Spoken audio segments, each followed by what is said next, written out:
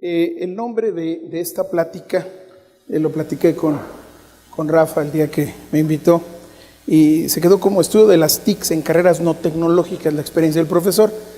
Quise ponerle este título y déjenme platicarles un poquito por qué razón. Hace 35 años casi, me invitaron un grupo de personas en la UNAM, de la Facultad de Contaduría, yo trabajaba en la Facultad de Ciencias como profesor, a que los apoyara en la revisión de una currícula, de una licenciatura que tenía que ver con informática, pero tenía que ver con cuestiones contables y administrativas.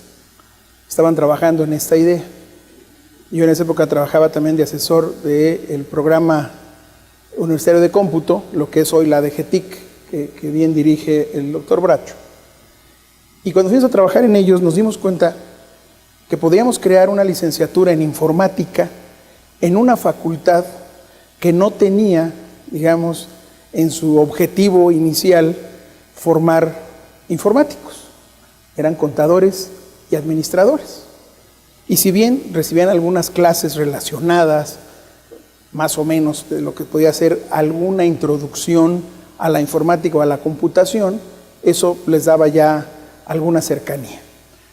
Yo venía de la Facultad de Ciencias, donde nosotros peleábamos por tener una licenciatura relacionada con cómputo, que llegó hasta el año 97, fíjense, del año 83 al año 97, tardó todo ese tiempo, y la Facultad de Ingeniería, que estaba preparando la la ingeniería en computación, que ya la tenía en ese momento funcionando.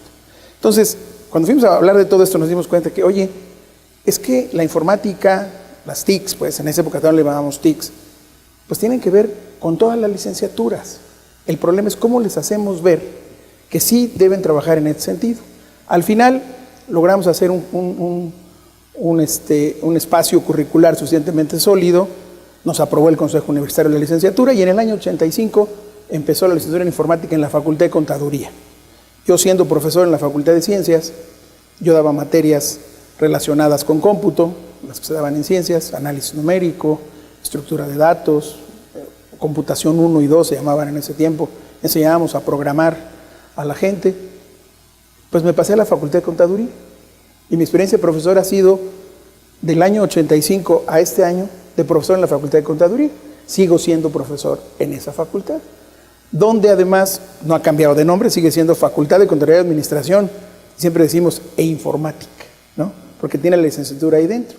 De hecho, entre la audiencia hoy veo algunos egresados, exalumnos míos por ahí, porque en todos estos años creo que todos los que han estudiado la licenciatura han pasado en alguna de mis clases, ¿no? Y entonces nos conocemos bien.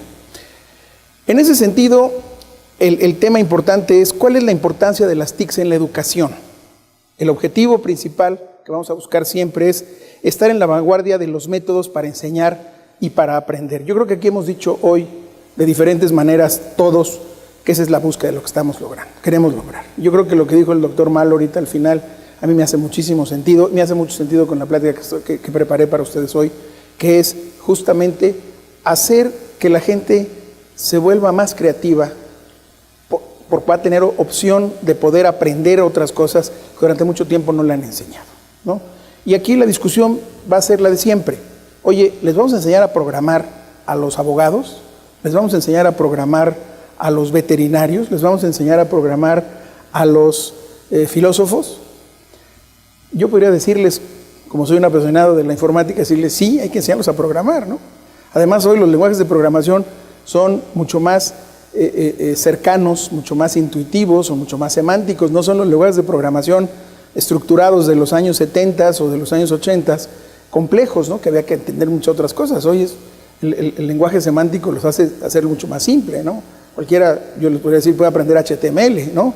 No tiene que ser necesariamente un informático, ¿no? Podemos enseñárselo perfectamente a cualquier otra gente. Y hay gente que lo aprende, ¿eh? Hay gente, yo he visto mucha gente que tenía otra profesión, de repente pues se vuelve experto y son hábiles en hacer páginas y rápidamente arman portales y arman muchas cosas.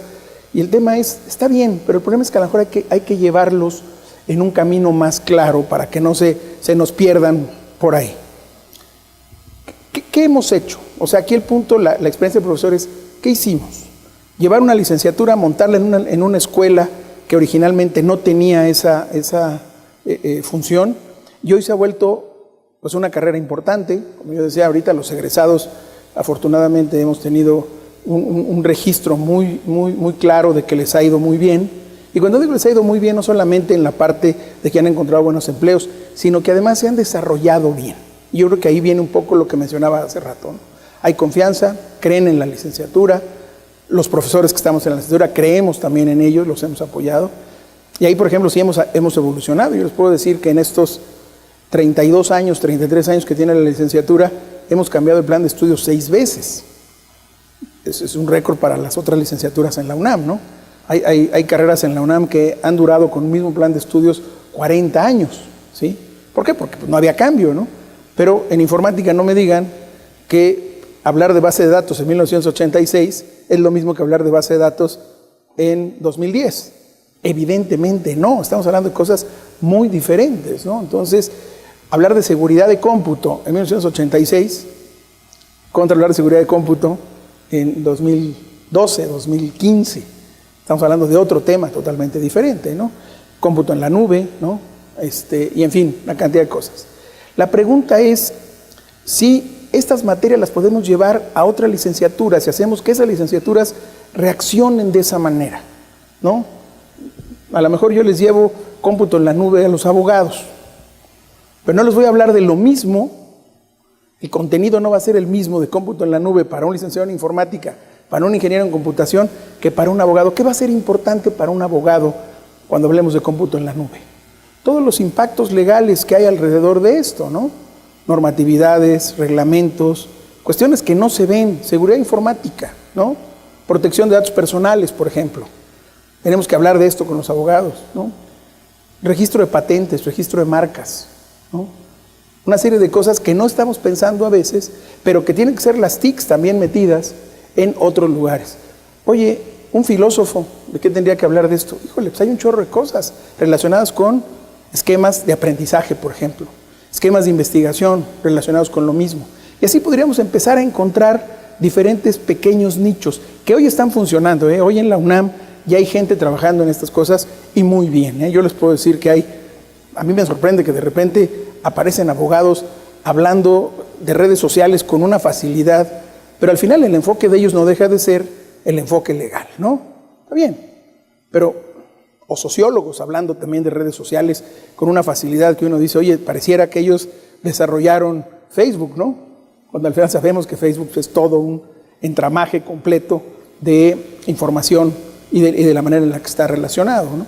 Yo podría decir, a un abogado le podemos enseñar un poco de base de datos y le enseñamos que maneje hipertextos y el día de mañana va a poder navegar por donde quiera, por muchos lugares y va a ser feliz con ese sentido, ¿no? Entonces, no nos sorprendamos de que los abogados también mañana traigan sus USBs en su llavero y que se sientan que también son informáticos. Bienvenidos. Yo creo que la medida en que eso lo podamos hacer va a ser de muchísima ganancia, ¿no? Pero también, insisto, con el enfoque adecuado. Esta la puse a propósito, nada más para que vean la oferta académica en licenciatura de la UNAM. Hace rato el doctor Bracho presentó la RUA, la red de universidades de aprendizaje, y cómo iba bajando. Al final está montada sobre esta oferta académica de licenciatura completa que tiene la UNAM ahorita. Y aquí es donde vemos, oye, ¿en qué de estas materias meterías, de estas carreras meterías algunas cosas? Y yo podría probablemente tratar de pensar simplemente para ubicar. Dame un segundo. Voy a usar otro apuntador. Yo podría tratar de ubicar y decir, por ejemplo, ecología, ¿no? Ecología, hay una licenciatura en ecología en la UNAM. ¿Ustedes sabían eso? A lo mejor sí, ¿no? Algunos, pero no todos. Bueno, la licenciatura en ecología, ¿para qué podría servir? Ustedes saben lo que significa la huella de carbón que generan todos los servidores hoy prendidos en el mundo para dar servicio de cómputo a todo el mundo. Es gigantesca, es una huella de carbón que está impactando los ecosistemas, por ejemplo, ¿no? Entonces sí podríamos estar estudiando cómo funcionan los equipos, cómo funcionan las redes, cómo funciona todo lo que estamos haciendo, ¿no?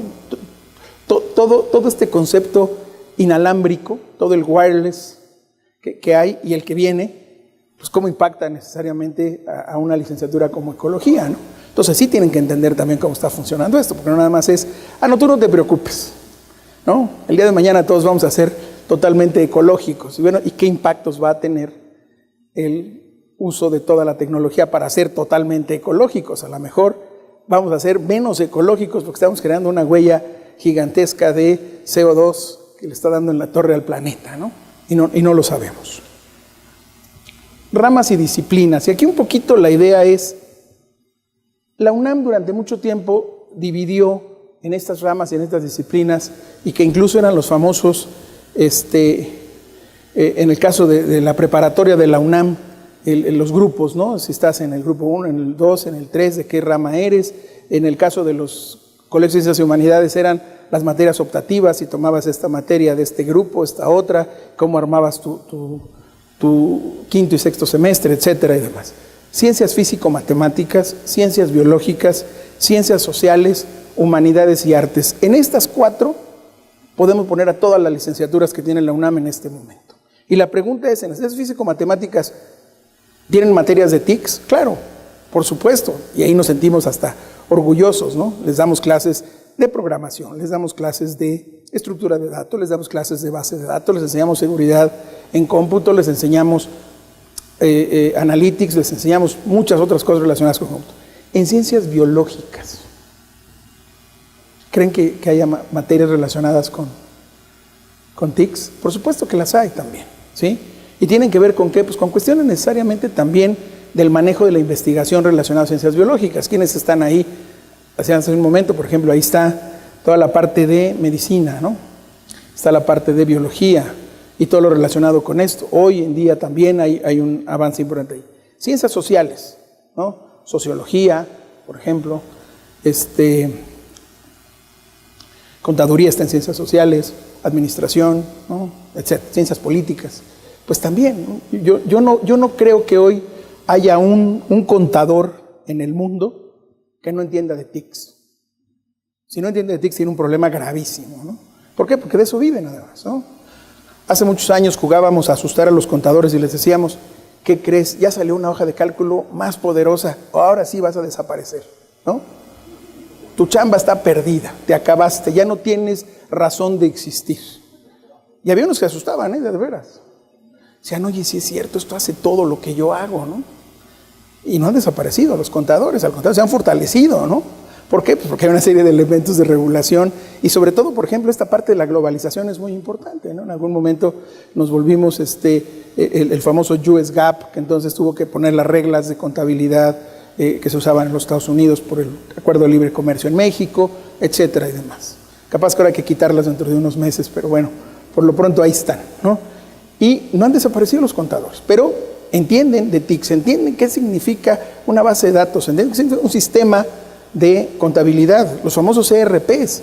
Hace 30 años nadie hablaba de un ERP, ¿no? Y hoy todos hablan de un ERP, hoy entienden qué significa un ERP y que es un sistema importante dentro de la organización. Probablemente adjetivo, no sea un sistema sustantivo de la empresa, pero es un sistema clave para que esto funcione de una manera sólida, ¿no? Humanidades y artes, bueno, ahí veíamos ahorita el caso que evidentemente pues hay muchas cosas. Hoy día las TICs han avanzado a los niveles que ustedes me digan. Hablemos de la calidad, por ejemplo, de imágenes, ¿no? Hablemos de todos los reconocedores de semántica, de idiomas, etcétera. Entonces, por lo mismo, pues también tiene que estar ahí. Y dejo una interrogante. ¿Qué otra disciplina puede haber? En este momento nosotros pensamos que puede no haber alguna. Yo diría, yo creo que sí, yo creo que va a haber muchas más, ¿sí? Alguien me decía, ¿cuál pondrías ahí, David? No sé, a lo mejor el deporte se va a volver el día de mañana algo fundamental en este tipo de cosas, ¿sí? Y a lo mejor juega ahí, ¿no? Y alguien diría, oye, ¿y en los deportes hay TICs? Por supuesto que ahí hay muchísimas, ¿no? Yo te veía yo en el fútbol americano traen sus tabletas todos los coaches especialistas, ¿no? El coach defensivo, el coach ofensivo, el coach del pateo, el coach de no sé qué. Todo el mundo trae su tablet y está haciendo una serie de cosas y está teniendo manera de trabajar. Es más, el quarterback ahora trae en el brazo su script, ¿no? Y alguien decía, oye, pero ese script podía ser incluso digital. Sí, por supuesto. A lo mejor no se lo han puesto todavía porque con los golpes que le dan, pues, romperían cada vez el display, cada golpe que estuvieran dando, ¿no? Pero estamos avanzando en diseño de displays muy sofisticados, ¿no? Para niños, por ejemplo, ¿no? Para los bebés que ya empiezan a usar tabletas, ya hay unos displays mucho más resistentes. Bueno, pues le ponemos ese al quarterback y aquí va a tener su display él perfectamente para hacer sus jugadas. No sabemos, va a haber otras cosas y eso tenemos que irlo pensando. Déjenme leerles un poquito estas 3 frases que quise escribírselas ahí, esos 3 párrafos, que es: México no tiene un emprendimiento en el campo de las TICs. O sea, no hay gente que esté realmente invirtiendo de verdad en México en ese sentido. Los beneficios que el mundo del emprendimiento hubiera traído no han sido aprovechados. En nuestro país representa apenas el 11.8%, ¿sí? El total de lo que pudiera haber hecho a nivel como país. Corea del Sur, anda en el 40% en los beneficios obtenidos del emprendimiento, ¿no? Es una de las cosas importantes que tiene en ese sentido. Y efectivamente, como también decían hace un momento los panelistas, no se trata de que nos comparemos con otros países, estoy de acuerdo, pero somos ciudadanos del mundo todos, ¿eh? Ya no estamos pensando en México nada más, ¿no? Decía don Porfirio Díaz, bueno, dicen que eso decía, que fuera de México todo era Cuautitlán, ¿no? Esa es una frase de Porfirio Díaz. Y en México pensábamos que antes afuera de México no había nada más, que teníamos todo y que ahí estábamos. No, déjenme decirles, hay muchísimas cosas y en otros lugares están haciendo cosas muy completas, muy sofisticadas. Corea era un país que tenía, en los años 70, estaba en crisis, en una crisis absoluta, financiera, moral, de todo tipo. Y hoy Corea es una de las potencias del mundo, ¿no? En ese sentido. Y déjenme decirles cuál fue la diferencia, ¿eh? Educación. ¿Saben con qué? Con TICs. Es impresionante hoy cómo están. Ahora que está en México de moda, que si van a llevar a los niños con una mochila transparente, que si los van a pasar por un detector de metales, que si los van a pasar en que da la vuelta y los escanea completos, no sé cuántas cosas. En Corea los niños no llevan mochila, llevan su lonchera, nada más. ¿Sí? Y en la lonchera llevan un juguito y un sándwichito, punto. ¿Por qué? Porque todos tienen la tableta en su locker, llegan, la sacan, trabajan, el maestro trabaja con ellos. Es una maravillosa. Tuve oportunidad de verlo hace un par de años. Y aquí estamos preocupados porque si el niño lleva armas o drogas o un cuerno de chivo en la mochila, pues digo, eso es un problema grave. La globalización, la sociedad del conocimiento, la educación superior, las mismas TICs y las comunidades profesionales se conjugan en un solo concepto y este es mundial. La tendencia evidentemente es eliminar la brecha tecnológica entre los más poderosos y los débiles. Pero el concepto ya es mundial, el concepto no lo podemos ver aislado, independiente, es uno solo. Merece entonces un lugar destacado la concepción de la sociedad del conocimiento con uso de las TICs que provengan de investigaciones diferentes en disciplinas sociales y que resaltan la tecnología como un conocimiento que diseña y enfatiza la Internet que opera en redes en las que intervienen ONGs, universidades virtuales y culturas digitales. O sea, el tema es, señores, ya no hay para dónde hacerse. Ya no nos podemos escapar. Estamos metidos y tenemos que pensar en trabajarlo juntos. ¿Qué herramientas podemos usar? Pues hay muchas. Este es un ejemplo de muchas que la gente usa y hay quien dice, no, pues es que nosotros ya estamos usando TICs porque mis alumnos se meten a Google y mis alumnos me mandan su tarea por correo. Y no, yo creo que a veces estamos confundiendo este tipo de herramientas con lo que queremos poner detrás, ¿no? Los docentes, hay muchas herramientas para ahí, ¿no? Multimedia, interactividad, ¿sí? Ventajas, desventajas, unas que te permiten trabajar mejor comunicación, otras que te afectan, por ejemplo, privacidad, seguridad, cosas que vamos a tener que vivir también. Los alumnos durante mucho tiempo pues se manejaban dentro de su esquema de privacidad y no nos metíamos, ¿no? Pero hoy ya empezamos a romperlo, ¿no? El día que yo llegué y le dije a mi grupo, oiga, vamos a hacer un grupo de WhatsApp, porque es más fácil que nos comuniquemos todos por el WhatsApp, sin ningún problema. Nadie me dijo, yo no tengo WhatsApp, ¿no? Y la escuela no se los exige, por ejemplo, ¿sí? Y bueno, y era una manera fácil de comunicarnos, no es que con eso estuviéramos siendo terriblemente tecnológicos, simplemente era, vamos a hacernos más cómodos en la comunicación. Y funcionó, ya ha funcionado, ¿no? Es una manera. Hace tiempo ya que alguien decía, no, yo ya no doy correo electrónico, eso es del siglo pasado. Tienes razón, es del siglo pasado. Ahora doy mi Facebook, ¿no? Dice, bueno, tampoco exageres, ¿no? ¿Sí? Porque también es del siglo pasado, ¿no? Las redes sociales vienen del siglo pasado también. Muchos de ustedes, a pesar de que se ven jóvenes, usaron MySpace, ¿sí? Muchos, y usaron Hi-Fi también, ¿no? Entonces, no me digan que no, ahora es Facebook. ¿Y qué va a seguir? Va a venir otro después, ¿no? Nube de herramientas, servicios web básicos. Las herramientas TICs aplicadas a la docencia mejoran la calidad, permiten la adquisición de competencias profesionales, permiten atención personalizada, potencian la autonomía, la responsabilidad, el aprendizaje colaborativo, pero también implica mayor dedicación a la docencia en tiempo y esfuerzo. Y era un poco la pregunta que yo hacía al final en el panel anterior, ¿no? ¿Qué están haciendo los maestros? La competencia entre alumnos y maestros puede empezar a ser un tema muy crítico, ¿sí?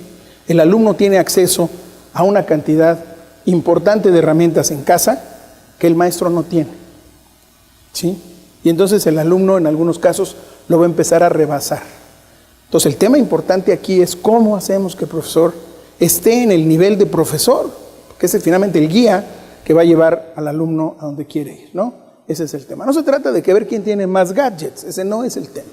El tema son los contenidos, el tema son cómo ayudan a mi licenciatura, cómo ayudan a mi profesión. Ese sí es el tema de fondo. Profesiones y carreras que no son TICs. La gente que se dedica a la pintura, gente que se puede dedicar a cuestiones de diseño. Bueno, por ejemplo, la gente se dedica a la ciencia, a los físicos.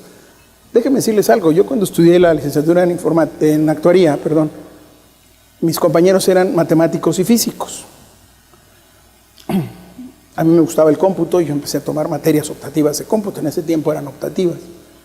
Y los de física no iban. Ya no se lo dije al doctor Mal ahorita, qué lástima que no estás. Pero luego se lo diré en otro momento. Ellos decían que no. Ellos iban a tener gente que usara las computadoras por ellos, ¿no? Un poco así como voy a tener mis cocineros, ¿no? Y nosotros queríamos ser los chefs, ¿sí? Hoy sí somos los chefs, ¿no? Y ellos a lo mejor son, ¿cómo se llaman los que ayudan a los chefs? Pinches. No, no es cierto. No es cierto. Eso sonaré para los contadores también, pero no se vale. Y al final vamos a tener que todos estar en esta línea, ¿no? Bueno, otra vez un modelo. La presentación va a estar disponible para que la vean. No quiero entrar en el detalle. Prefiero mejor ir a este punto. ¿Qué hacer? La pregunta que nos han hecho varios hoy en la mañana, ¿no? ¿Qué hacer? Uno es la importancia curricular. Tenemos que revisar otra vez todos los currículums de todas las licenciaturas, maestrías, doctorados que ofrezca cada universidad. No estoy hablando solo de la UNAM, eso tendría que hacerlo alguien desde un nivel central y revisar qué hay ahí en la universidad profesional. La demanda organizacional, otra vez yo hacía la pregunta, ¿cuál es el perfil de la gente que queremos, ¿no? La demanda, ¿qué nos está demandando el entorno en este momento para preparar gente en ese sentido? ¿Sí? Productividad. Las TICs te van a ayudar o no a ser productivo, porque si no, no tiene mucho sentido. La gran apuesta del cómputo en los años 50, cuando se empezaron a vender las primeras computadoras comerciales, fue que eran más productivas e incluso generaron una idea equivocada en ese tiempo, después real y ahora nuevamente equivocada, de que eran reemplazadoras de personas y que iban solamente para generar desempleo, ¿no? Entonces había un rechazo al cómputo. ¿Por qué? Porque va a venir a tomar mi lugar y me van a correr. Ya no voy a encontrar trabajo. O lo que les digo es, no es cierto. Si llegan nuevos sistemas, al revés. Va a haber nuevas disciplinas, ¿no? Hace 30 años, 25 años, 20 años, ¿sí? Empezábamos a jugar con Internet apenas. Y apenas había algunas líneas importantes, por ejemplo, de seguridad informática. Hoy seguridad informática es toda una línea completa de profesión y de disciplina en que la gente puede estudiar. Ciencia de datos. Tenemos 3 años o 4 que se está consolidando como tal. Bueno, pues por ahí va a tener que ser. ¿Somos más productivos o no en ciencia de datos? Déjenme decirles, a veces tiene uno que ver los ejemplos para entenderlos y darte cuenta realmente. Ciencia de datos, bueno, siempre ha existido. Hemos hecho análisis de datos siempre, ¿no? Antes se llamaba Business Intelligence, luego le cambiaron de nombre y se llamaba el warehouse, luego le cambiaron al warehouse y le llamaron el Master Data Management, o Master Data File, y le iban poniendo nombres a cada cosa de manera distinta. Hasta que un día se me ocurrió estar en una empresa petrolera que se llama Chevron, en los Estados Unidos, y de repente llego con la gente que hace Data Science. Dice, ¿qué hacen ustedes? Dice, mira, lo primero que hacemos es validar si todos los datos que nos mandan de nuestros yacimientos petroleros son ciertos.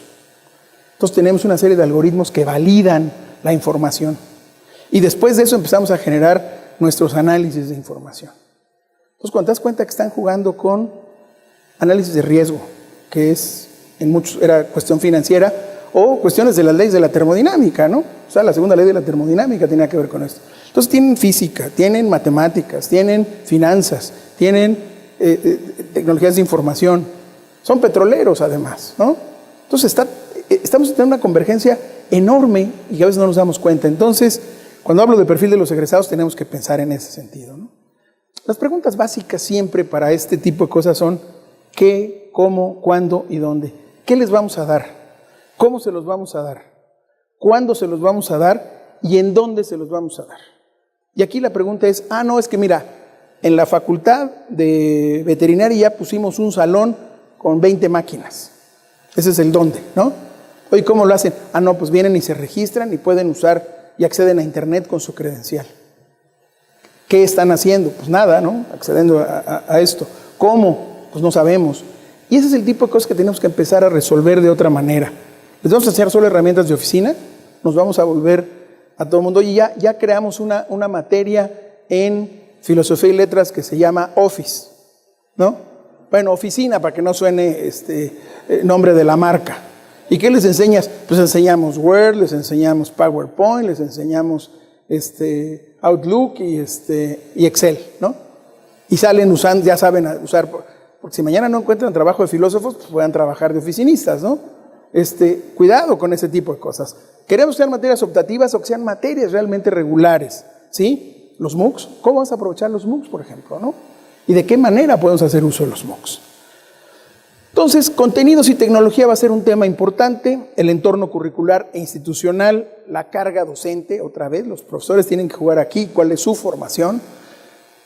Déjenme decirles, yo todavía veo muchos profesores, tenemos una sala de profesores en esta facultad donde doy clases, que todavía yo llego y los encuentro con unos alteros así, de trabajos, ¿no? Todos perfectamente engargolados. Y le digo, ¿esto le deja a tus alumnos? Sí. Además, ya les dije que tienen que tener el escudo de la UNAM en la portada, en oro, en azul y oro, ¿no? Oye, ¿por qué los haces imprimir? ¿Por qué los haces hacer esto, no? Porque así me hacían a mí, entonces yo se los hago a ellos también, ¿no? Y parece mentira, pero es cierto, ¿no? O sea, es un poco este esquema. Los alumnos y el aprendizaje, otra vez también. El alumno está ávido de todo lo que le queramos dar. Y en la medida en que le demos cosas que lo van a poner inquieto, se va a volver más contento, ¿no? ¿Sí? Yo me acuerdo que en los años 80, 70, final de los 70, regresando de uno de mis estudios en el extranjero, descubrí que una de las materias que daban, que yo nunca tomé optativa, se llamaba Disco Dance. Nos enseñan a bailar música disco, ¿sí? Era una materia optativa y estaba lleno el salón. Todos querían ir a bailar, pues claro, ¿no? Si aquí les damos clase de, ¿cómo se llama ahora que está de moda? Reggaetón, pues se van a ir a bailar reggaetón. El tema no es ese, el tema es, tenemos que llevarlos a lo que realmente queramos, ¿no? Expectativas contra realidad, ¿cuáles son las tendencias? Ya vimos que hay tendencias de varios tipos. Y luego, nuevas disciplinas y convergencia de métodos y técnicas. A ver, no podemos dejar fuera de estas materias que demos en diferentes licenciaturas, en otros momentos, a la pedagogía. Es muy importante. ¿Cómo vamos a enseñar a algunas personas, a lo mejor, a programar? No es simplemente llegar y decirles, te voy a enseñar a hacer un programa, ¿no?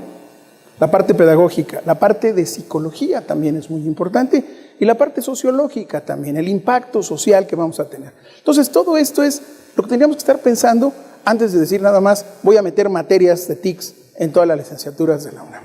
Con esto termino, les quiero dar las gracias a todos, muchas gracias por su atención. Y desde luego, si hay preguntas, creo que tenemos un poquito de preguntas, ya no hay tiempo. Sí, no, ¿alguna pregunta para David? ¿Cómo no? A ver, nombre e institución, por favor. Juan Luis Abel Hernández, de la institución CCM. Felicidades.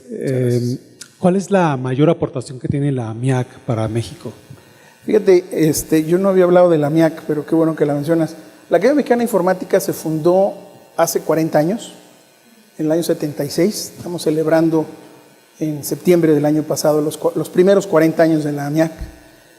La MIAC se consolidó originalmente como un grupo de expertos en cómputo, tecnología de cómputo, para compartir experiencias. Entonces, te puedo hablar que los primeros años eran prácticamente casi gente que trabajaba para el sector público. Al paso de los años se ha ido integrando gente de diferentes áreas. La aportación más importante quizás es justamente el poder hacer dentro de la MIAC un espacio de diferentes puntos de vista y aportación. Estamos trabajando ahora en la nueva mesa directiva, en la cual estoy yo como vicepresidente, en preparar precisamente una serie de elementos para aportar hemos hecho coloquios importantes, por ejemplo, aportamos algo para lo que es hoy la Estrategia Digital Nacional, que se mencionó por aquí en la mañana, también, y algunas otras cosas más. Durante algún tiempo, la MIAC otorgaba el Premio Nacional de Informática. Se suspendió en el año 98, pero lo vamos a retomar. Para conmemorar los 40 años, en la MIAC escribimos un libro que pronto lo vamos a hacer ya público a toda la gente. Ya está el libro, ya se presentó en la Feria Internacional del Libro de Guadalajara en diciembre. Lo presentamos mañana en el CONACYT, en un evento cerrado, pero pronto va a estar ya el libro disponible, incluso electrónico, sobre reflexiones de 40 años de la MIAC. Es un libro de 500 páginas, lo escribimos entre varios, y van a encontrar en el libro cosas desde el doctor Adolfo Guzmán Arenas, uno de los grandes hombres del cómputo en México, pasando por muchas otras gentes, están ahí. El doctor Bracho tiene un artículo muy interesante en Ciclomedia, por ahí también. Está el doctor Mendieta de la Agencia Espacial Mexicana, que es miembro también de la MIAC. Entonces, es muy interesante la MIAC porque es un espacio ya muy integrado de diferentes.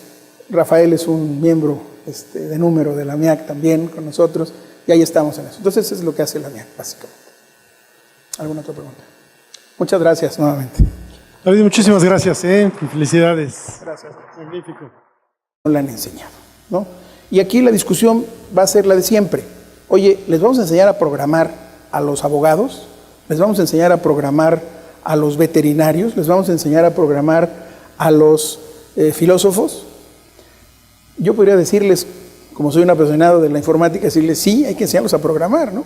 Además, hoy los lenguajes de programación son mucho más cercanos, mucho más intuitivos o mucho más semánticos. No son los lenguajes de programación estructurados de los años 70 o de los años 80, complejos, ¿no? Que había que entender muchas otras cosas. Hoy el lenguaje semántico los hace hacerlo mucho más simple, ¿no?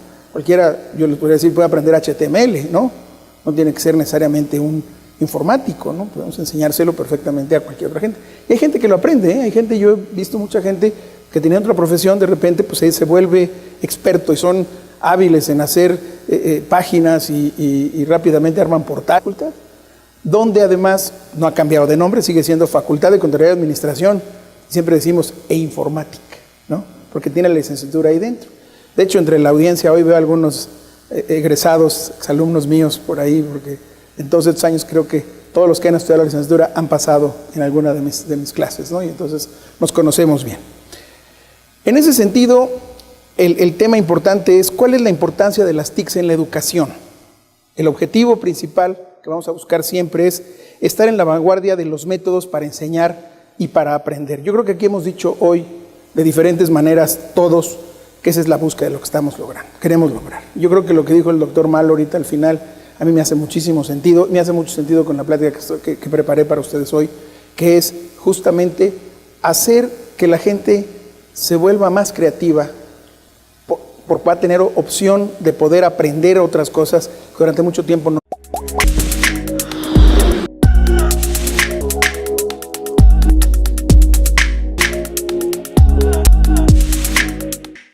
El nombre de esta plática, lo platiqué con Rafa el día que me invitó, y se quedó como estudio de las TICs en carreras no tecnológicas, la experiencia del profesor. Quise ponerle este título y déjenme platicarles un poquito por qué razón. Hace 35 años casi, me invitaron un grupo de personas en la UNAM de la Facultad de Contaduría, yo trabajaba en la Facultad de Ciencias como profesor, a que los apoyara en la revisión de una currícula de una licenciatura que tenía que ver con informática, pero tenía que ver con cuestiones contables y administrativas. Estaban trabajando en esta idea. Yo en esa época quería en computación, que ya la tenía en ese momento funcionando. Entonces, cuando fuimos a hablar de todo esto, nos dimos cuenta que, oye, es que la informática, las TICs, pues en esa época también le llamábamos TICs, pues tienen que ver con todas las licenciaturas. El problema es cómo les hacemos ver que sí deben trabajar en ese sentido. Al final, logramos hacer un espacio curricular suficientemente sólido, nos aprobó el Consejo Universitario de la Licenciatura y en el año 85 empezó la licenciatura en Informática en la Facultad de Contaduría. Yo siendo profesor en la Facultad de Ciencias, yo daba materias relacionadas con cómputo, las que se daban en ciencias, análisis numérico, estructura de datos, computación 1 y 2 se llamaban en ese tiempo, enseñábamos a programar a la gente.